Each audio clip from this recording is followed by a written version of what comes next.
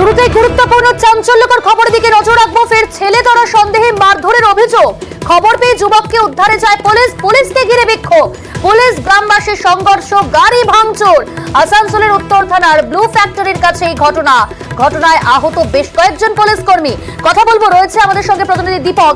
দীপক, চোর সন্দেহ যেখানে মারধরের অভিযোগ, সেখানে পুলিশ গিয়ে উদ্ধারের কাজে পুলিশকে আক্রান্ত হতে হলো। কারা এই ধরনের ঘটনাগুলো ঘটালো? একেবারে উদ্ধার করতে গিয়ে রণক্ষেত্র চেহারা নিয়ে নিল আসানসোলের উত্তর থানার ব্লু ফ্যাক্টরি এলাকার সংলগ্ন গ্রামে। পুলিশের কাছে খবর আসে বাচ্চা চোর সন্দেহ কাউকে গণপিটুনি দেওয়া হচ্ছে। এই খবর পেয়ে যখন ঘটনাস্থলে পুলিশ আসে, পুলিশকে ঘিরে বিক্ষোভ দেখাতে শুরু করে। যদিও এই বাচ্চা চোর সন্দেহ যে গণপিটুনি, সেটা সম্পূর্ণ গুজব ছিল। এই খবর পেয়ে যখন পুলিশ আসে ঘটনাস্থলে, পুলিশকে ঘিরে বিক্ষোভ। তারপরে পুলিশ যখন বিক্ষোভ সরিয়ে পড়ে বাচ্চা চোরকে খুঁজতে যায়, বাচ্চা চোরকে না পেয়ে যখন পুলিশ ফিরছিল সেই গ্রাম থেকে, তখনই পুলিশের উপরে আক্রমণ করে দেয়। এবং ইতিমধ্যেই আমরা পুলিশ সূত্রে যে খবর পাচ্ছি, একজন এএসআই সহ বেশ কয়েকজন পুলিশ কর্মী আহত আছে। তাদের বিভিন্ন বেসরকারি হাসপাতালে চিকিৎসা চলছে। অন্যদিকে পুলিশের যে কটি গাড়ি এসেছিল ঘটনাস্থলে, সে কটি গাড়িতে ভাঙচুর চালানো হয়। এক কথায় বলা যেতে পারে কি, সেই সময় যেভাবে আক্রোশ ছিল গ্রামবাসীদের মধ্যে, পুলিশ সংখ্যায় কম থাকায় পুলিশকে পিছু সরতে হয়।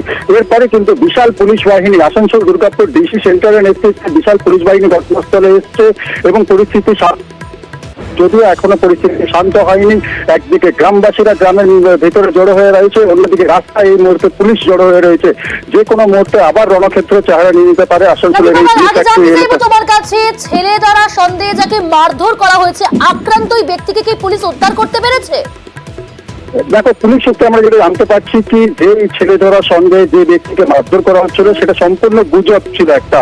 এরকম কোনো ঘটনাই ঘটেনি গ্রামে। যদিও পুলিশের কাছে খবর আসে, সেই পুলিশ ঘটনাস্থলে এসে সেই সত্যি ঘটনা জানতে পারে। এবং যখন পুলিশকে ঘিরে পাল্টা বিক্ষোভ দেখে গ্রামবাসীরা, তখনই পুলিশ সেখান থেকে বিক্ষোভ থামিয়ে পড়ে পিছনে সরতে যায়।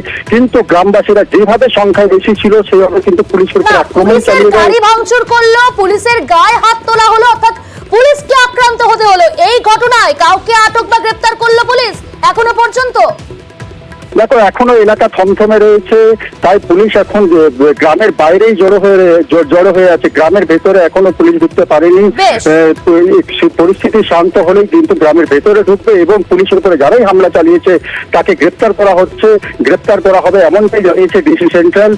যদিও এখনো কাউকে গ্রেপ্তার করেনি পুলিশ। এই ঘটনায় পুলিশের উপর আক্রমণ, পুলিশকে মারধর এবং গাড়ি ভাঙচুরের ঘটনায় এখনো কাউকে গ্রেপ্তার করতে পারেনি পুলিশ।